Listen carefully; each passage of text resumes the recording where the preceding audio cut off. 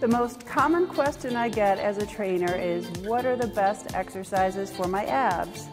You know the answer to that.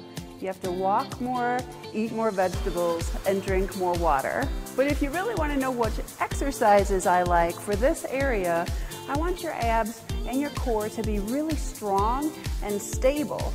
Stable is important because we don't want to put too much pressure on our lower back.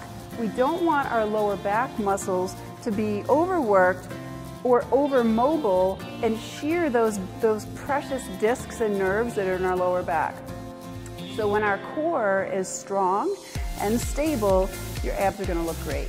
So the 3 exercises that I want you to think about are stability exercises, not moving exercises that are like crunches or bicycles or some of the more traditional sculpting exercises. I want you to hold your core stable from front to back and side to side while you challenge that stability by throwing in some movements with your legs.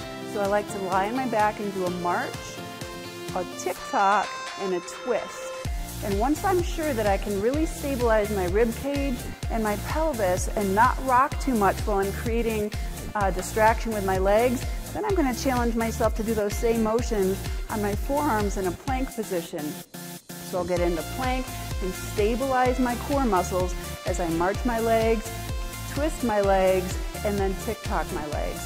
I think you'll find that if you stay consistent with the walking, the vegetables, and the water, and consistent with some core stability exercises like we talked about, I think you'll be happy with how your abs look and how strong your core is. I'd love to hear from you.